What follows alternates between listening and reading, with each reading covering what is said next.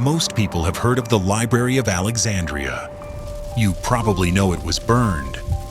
What you probably don't know is that it wasn't the only one. Across different continents, different centuries, and different civilizations, the same thing kept happening. The largest collections of human knowledge, gone, not by accident, not by war.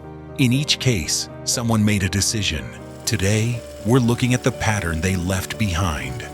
Let's start with what you actually know about Alexandria and why most of it is wrong. The Library of Alexandria was not a single building that burned in a single night. It was a research institution that operated for roughly 600 years. At its peak, it held somewhere between 400,000 and 700,000 scrolls, and not copies of copies passed down from hand to hand.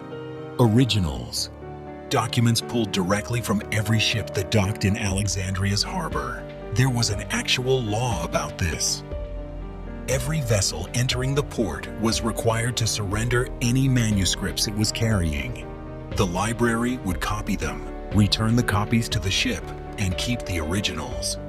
This ran continuously for centuries through one of the busiest ports in the ancient world. The Ptolemaic state treated knowledge acquisition the way other states treated tax collection, systematically, legally, with the full weight of government behind it. Beyond the scrolls, it had lecture halls, dissection rooms, an observatory, a dining hall where resident scholars lived and worked full-time on state stipends. The Mausion, the research complex attached to the library, was the closest thing the ancient world ever produced to a modern university, and it ran for generations. At its height, no single place on Earth held more of what humanity had figured out, which is exactly why what happened next is worth understanding carefully. The story most people know goes roughly like this. The Library of Alexandria was burned, and centuries of human knowledge were lost in a single catastrophe. Some versions blame Julius Caesar, some blame Christian mobs, some blame Arab invaders. All of those versions are incomplete. The library wasn't destroyed in a single fire. It was degraded across at least 3 separate incidents, spanning nearly 4 centuries. Julius Caesar, 48 BC. He was fighting a military engagement near the harbor, and a fire spread from the docks into part of the collection. Caesar was not there to destroy the library. He probably didn't think much about it at all. Emperor Aurelian, 270 AD. He marched into Alexandria to crush a rebellion and destroyed the Brucheion, the royal quarter where a major section of the holdings were housed. Not because Aurelian had opinions about scholarship, because that's what you do to the royal quarter of a city that just rebelled against you. Bishop Theophilus, 391 AD. Acting under direct orders from Emperor Theodosius, he oversaw the destruction of the Serapeum, where what remained of the collection had been relocated. Theodosius had ordered the closure of pagan temples across the empire. The Serapeum was not going to be an exception. 400 years, and by the end of it, the collection was gone. Now, there's a building on the other side of the world, roughly 800 years after Theophilus, where almost the exact same thing happened. Different religion, different culture, different continent. But when you lay the 2 timelines next to each other, the resemblance is unsettling enough that it's worth asking whether coincidence is really the right word. In the 9th century AD, Baghdad was the intellectual center of the world.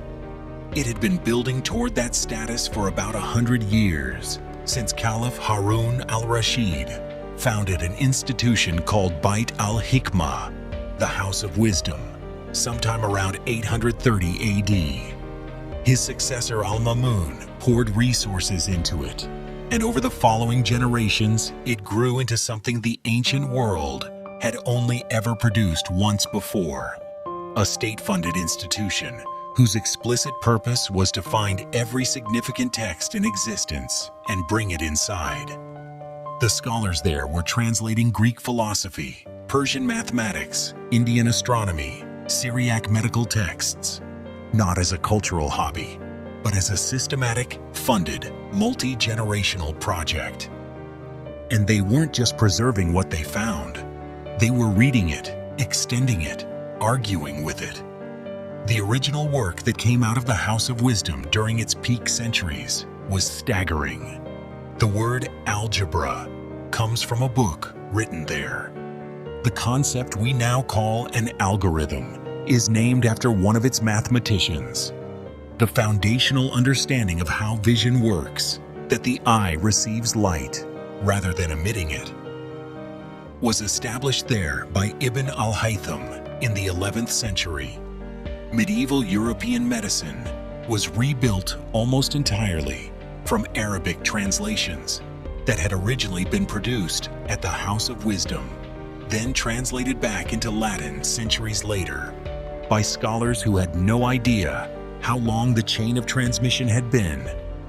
By the 13th century, the House of Wisdom had been operating for roughly 400 years. It had survived changes of dynasty, periods of political instability, the usual turbulence of centuries. It was, at that point, the single most important repository of accumulated human knowledge on the planet. In January of 1258, the Mongol army of Hulagu Khan reached Baghdad. Hulagu Khan gave the city 7 days to surrender. The Caliph refused. His advisors had assured him the Mongols would negotiate, that Baghdad was impregnable. Every one of those assurances was wrong. The siege lasted 2 weeks. When it ended, Persian and Arab chroniclers, writing independently of each other, described the same scene. The Tigris River ran black for days from the ink of manuscripts thrown into it. Then it ran red. Casualty estimates range from 200,000 to 1 million. Historians lean toward the lower figure. Even there, it's a number that doesn't resolve into something a person can really hold in their mind. The scholars were killed alongside everyone else. The House of Wisdom, which had taken 400 years to build, was functionally gone in 2 weeks. Hulagu Khan was not making a statement about scholarship. He was doing what he had done to every city that resisted him, erasing it so completely that nothing remained to organize around. Nothing remained to remember what had been there before him. And that is where this stops being 2 separate historical tragedies and becomes something worth examining more carefully. Alexandria and Baghdad, 1,500 years apart, opposite ends of the known world, built by entirely different civilizations with different religions, different languages, almost nothing in common. And yet the structural similarity is difficult to dismiss. Both were the single largest concentration of human knowledge in their respective eras.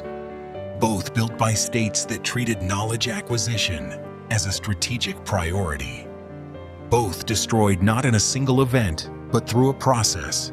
Multiple actors across years, each with their own reasons. And both destroyed at the exact moment a new order was finishing its replacement of the old one. The tempting version of this story says powerful people have always feared knowledge, and these destructions were coordinated acts of suppression. I looked for evidence of that. There isn't any. Caesar and Hulagu Khan were not working from the same blueprint. No document has ever surfaced connecting these events to each other. What existed instead doesn't require coordination at all, which is honestly more unsettling.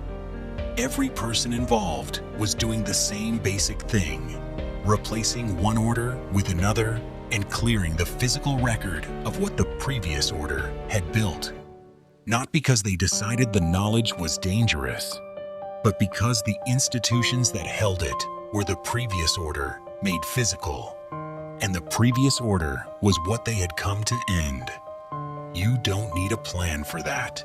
You just need power behaving the way power behaves when it wins. Most discussions of these destructions focus on the cultural losses, the philosophical texts, the missing plays of Sophocles, the lost dialogues of Plato. Those losses were real, but they're not the part that haunts me. What also burned was applied knowledge. Medical procedures refined across centuries of practice. Engineering that nobody thought to document twice because nobody imagined it would need to be rediscovered. Galen, the physician whose work dominated Western medicine for 1,500 years, was building on earlier texts he had studied at Alexandria. When those originals were gone, his conclusions became the only reference. And when Galen was wrong, as he sometimes was, the error ran uncorrected for over 1,000 years. There was nothing left to catch it. The House of Wisdom produced the same problem in reverse. After 1258, the infrastructure that had been synthesizing human knowledge for 4 centuries was gone. Europe, which had been learning from Arabic translations for generations, had to eventually rebuild that knowledge on its own. A process that took roughly 300 years and that we now call the Renaissance, without usually noting what it was actually recovering from.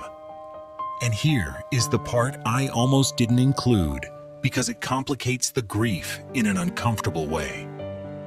The Library of Alexandria, the loss we hold up as history's greatest tragedy, was itself built partly through confiscation. Every ship that surrendered its manuscripts at Alexandria's harbor didn't get a choice. The state kept the originals and returned copies for 600 years through one of the most trafficked ports in the ancient world. The House of Wisdom was built under a caliphate that had come to power by ending what came before it. The scholars who assembled both collections were working for states that had themselves arrived through displacement. I'm not raising this to diminish what was lost. What burned in both cities was catastrophic, but it shifts the question. We spend a great deal of time asking who destroyed the libraries. We spend almost none asking who decided what was worth collecting in the first place, and whose knowledge was considered not worth keeping before the fire ever arrived. The buildings that house the Library of Alexandria are underneath modern Alexandria. In 2004, a Polish-Egyptian team found what may be lecture halls from the original Mausoleum complex, 13-tiered rooms, still partially intact beneath centuries of construction. Further excavation is ongoing. There is a version of this story where what was lost is simply lost. The fires were final. The Tigris carried it all to the sea, and what we don't have now, we will never recover. And there is another version, where a sealed room beneath Alexandria survived because it was already underground when the flames arrived, where a scroll exists that no one has read since the 5th century. We don't know which is true. What we do know is that 2 libraries, 1,500 years apart, built by civilizations with almost nothing in common, were destroyed by the same underlying logic. Not the same people, not the same plan, but the same behavior. New power, encountering the physical record of the order it replaced, and doing what new power has always done. We've digitized millions of texts. We've distributed knowledge across servers on every continent. We've done everything we can think of to make sure no single fire can do what those fires did. But the people who built the Library of Alexandria weren't naive either. They understood that knowledge was worth protecting. They built one of the most sophisticated collection systems the ancient world had ever produced. They just didn't survive what they didn't see coming. So the question isn't really whether our archives are better protected. It's whether we understand the mechanism well enough to recognize it before it finishes. Or whether we're just building larger libraries and calling that a solution.